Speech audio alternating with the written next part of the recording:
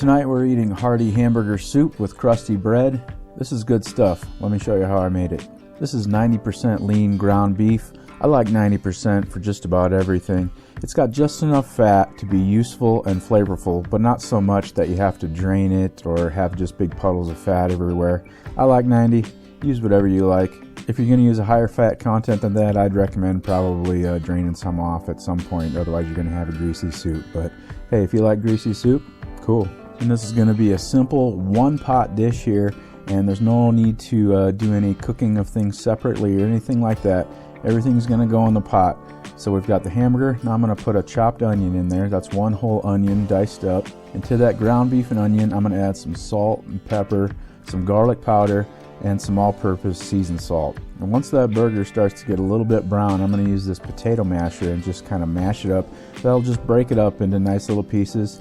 You can just skip this step if you want big chunks of burger in there. That's fine too, but I like to have it mashed up into little pieces. And no, the metal from the potato masher is not scratching up my pot. The metal's not even touching the pot. The meat is providing a buffer between the metal and the pot.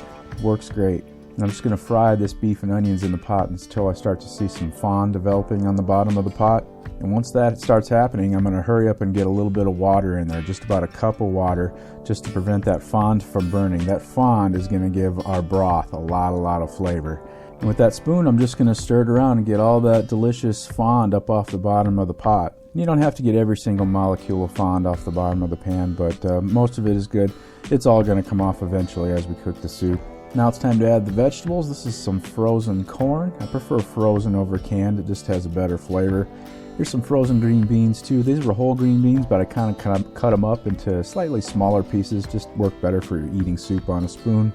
And some diced up potatoes and carrots. Again, diced small enough that these pieces will fit nicely on a spoon.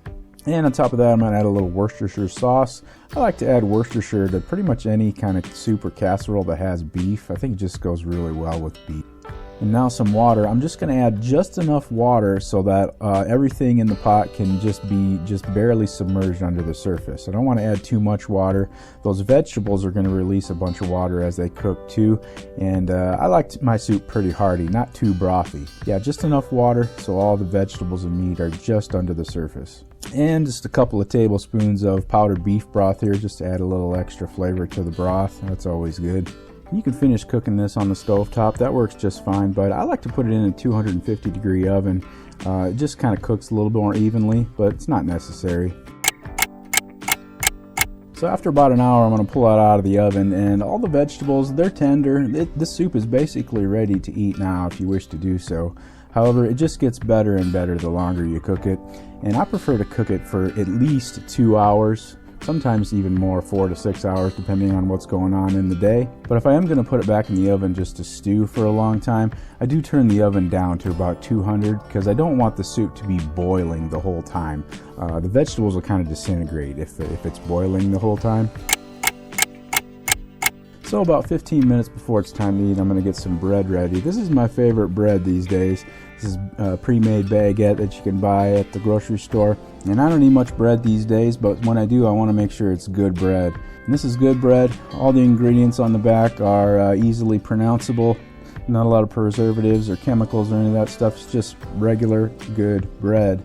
And it's already cooked, just needs warmed up. So I'm just going to put it in the oven right next to that soup just for about 10 or 15 minutes. Time to serve it up. This soup is so hearty, it's a complete meal in a bowl. And paired with some good crusty bread, that's really all you need for a delicious dinner. I hope you found that useful. Thanks for watching. I appreciate it. See you on the next one. Ouch, it's hot!